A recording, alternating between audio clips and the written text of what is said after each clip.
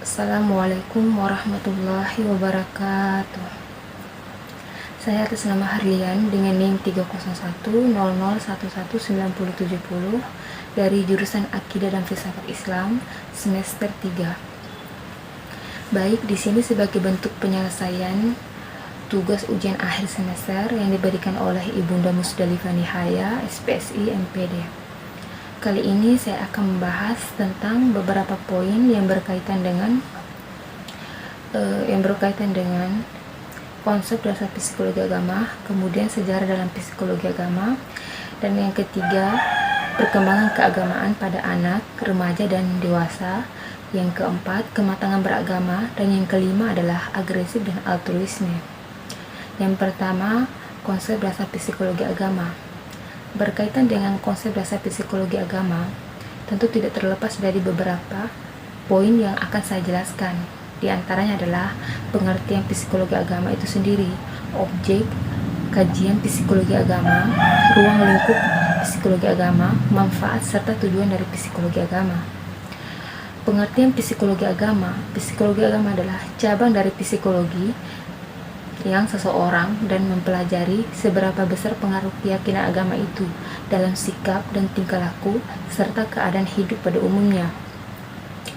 Dengan ungkapan lain, psikologi agama adalah ilmu yang meneliti pengaruh agama terhadap sikap dan tingkah laku seseorang atau mekanisme yang bekerja dalam diri seseorang yang menyangkut tata cara berpikir, bersikap, berkreasi, dan bertingkah laku yang dapat dipisahkan dari keyakinannya, karena keyakinan itu masuk dalam konstruksi pribadi.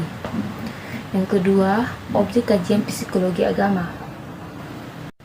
Objek pembahasan psikologi agama adalah gejala-gejala psikis manusia yang berkaitan dengan tingkah laku keagamaan, kemudian mekanisme antara psikis manusia dengan tingkah laku keagamaannya secara timbal balik dan hubungannya pengaruh antara satu dengan yang lain.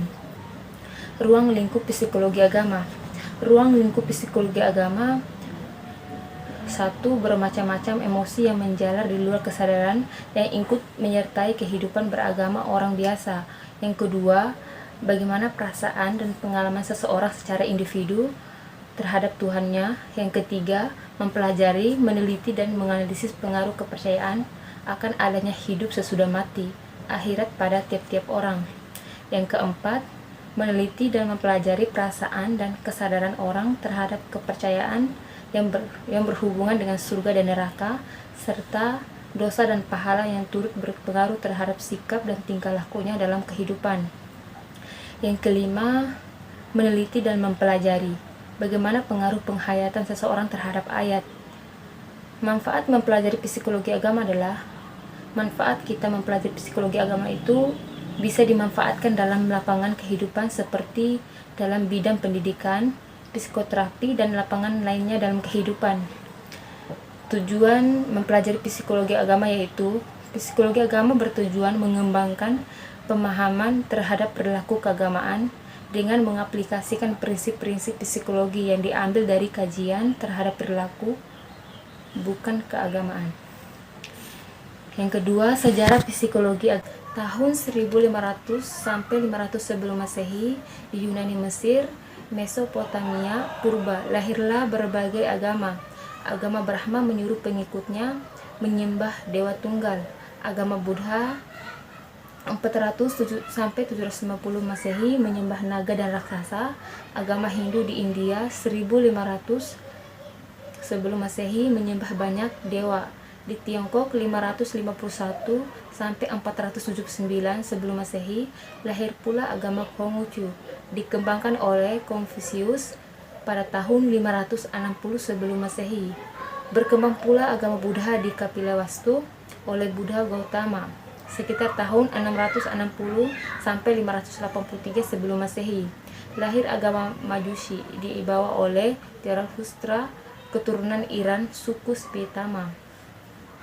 Selanjutnya di Jepang, pada abad ke-6 muncul agama Shinto pada tahun 1570 sampai 1450 sebelum Masehi. Muncul agama Yahudi di tanah Arab, wilayah Palestina, Mesir. Kurang lebih 21 abad yang lalu lahirlah agama Nasrani. Pada abad ke-6, lahirlah agama Islam yang dibawa oleh Nabi Muhammad SAW. Agama ini mengajarkan agar penganutnya menyembah Allah Subhanahu wa Ta'ala. Agama Islam beraliran monoteisme. Kitab pegangannya adalah Al-Quran dan hadis Rasulullah. Adapun di tanah air berkembang psikologi agama dipelopori oleh tokoh-tokoh yang memiliki latar belakang profesi ilmuwan, agamawan, dan bidang kedokteran. C. Perkembangan keberagaman pada anak, remaja, dan dewasa. 1. Pada anak. Menurut beberapa ahli, anak dilahirkan bukan sebagai makhluk yang religius. Ia tak ubahnya seperti makhluk lainnya. Teori mengenai pertumbuhan dan agama pada anak antara lain rasa ketergantungan, insting keagamaan. Anak-anak pada masa perkembangannya manusia sebelum berumur 12 tahun, anak merupakan makhluk sosial yang membutuhkan pemeliharaan, kasih sayang, dan tempat bagi perkembangannya. Anak juga memiliki perasaan, pikiran, kehendak tersendiri yang kesemuanya itu merupakan totalitas psikis dan sifat-sifat serta struktur yang berlainan pada tiap-tiap fase perkembangan pada masa kanak-kanak. Perkembangan 2 pada usia remaja. Manusia remaja merupakan masa di mana manusia mengalami kematangan kehidupan seksual, sosial, maupun dalam berpikir. Perkembangan tersebut tidak lepas dari faktor-faktor yang melatar belakanginya. Di antara lain, faktor lingkungan yang merupakan faktor eksternal terdiri dari keluarga, sekolah, dan masyarakat. Kemudian faktor internal terdiri dari dalam diri remaja itu sendiri. Sejalan dengan perkembangan jasmani dan rohaninya, maka agama para remaja turut dipengaruhi perkembangan itu. Perkembangan agama pada remaja ditandai oleh beberapa faktor perkembangan rohani dan jasmaninya. Perkembangan itu antara lain: 1. Pertumbuhan pikiran dan mental. 2. Perkembangan perasaan. 3. Pertimbangan sosial. 4. Pertimbangan moral. 5. Sikap dan minat. Dan 6 adalah ibadah. 3. Usia dewasa. Usia dewasa adalah usia ketenangan jiwa, ketetapan hati, dan keimanan yang tegas. Usia dewasa dibagi ke dalam 3 tahap, yaitu masa dewasa dini, masa dewasa madya, dan masa dewasa akhir, lansia.